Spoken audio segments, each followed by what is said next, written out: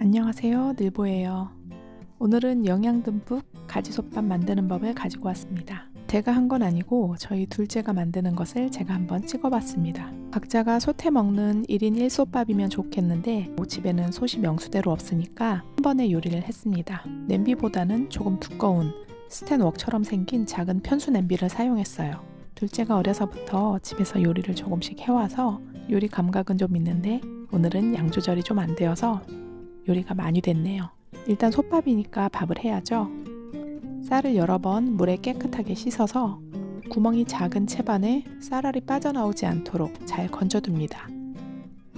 이걸 물에서 건진 상태로 재료 준비를 하고 있으면 한 30분가량 두면 쌀 담가 놓은 것처럼 좀 불어납니다. 솥밥은 밥을 질게 하지 않아요. 밥물로 사용할 육수도 준비합니다. 육수를 쌀의 양만큼 준비해야 하는데요. 냄비에 먼저 물을 넣고 불리기 전에 쌀을 2컵 정도 했으면 물도 2컵을 넣어야 하는데 육수를 끓이다 보면 수분이 날아가서 양이 줄어드니까 줄어들 양을 감안해서 물을 조금 더 넣어주어야 합니다. 냄비에 찬물을 넣고 다시마를 몇 조각 넣습니다. 나중에 이 다신물이 끓으면 그때 국물용 멸치도 넣어줍니다. 참고로 물이 끓기 전에 멸치를 넣으면 비린내가 날 수 있어요. 다진 소고기를 준비합니다.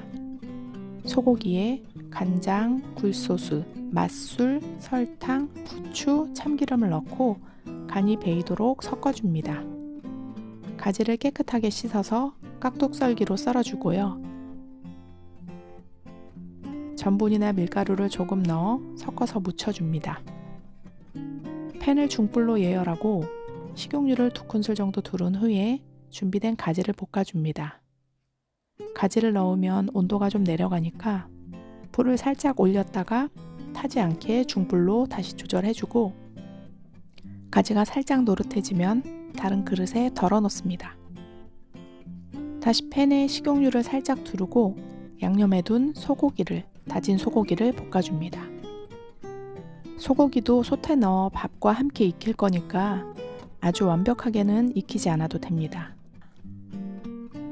소고기가 거의 다 볶아졌으면 가지를 넣고 섞듯이 더 볶아 놓습니다. 부추를 깨끗하게 씻어서 잘게 송송 썰어 준비합니다. 육수가 잘 끓고 준비가 되면 불려놓은 쌀을 넣어줍니다.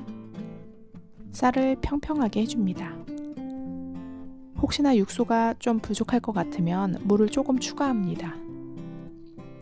뚜껑을 연 상태에서 5분 정도 밥을 끓이고 5분 후에 물이 좀 잦아들면 아까 볶아둔 재료들을 밥 위에 올리고 뚜껑을 덮은 후에 다시 10분 정도 더 익혀줍니다. 이제 솥밥 끓이는 건 다 되었고요. 해놓은 솥밥 위에 썰어놓은 부추를 올리고 가운데에 동그랗게 자리를 만들어준 후에 달걀 노른자를 살포시 얹어 주어야 하는데 아쉽게도 터졌습니다. 영상을 찍으니까 최대한 예쁘게 만들어 보려고 했는데 잘 안 되네요. 하지만 먹는 데는 전혀 지장이 없기 때문에 편안한 마음으로 요리를 합니다. 이렇게 솥밥을 완성했고요. 해놓고 나니까 이 냄비가 너무 작아서 비비기가 어려웠어요. 그래서 먹을 때는 더 큰 데다가 넣고 들기름 살짝 둘러서 편하게 비벼 먹었습니다. 먹어보니 자극적이지 않고 너무 맛있었어요.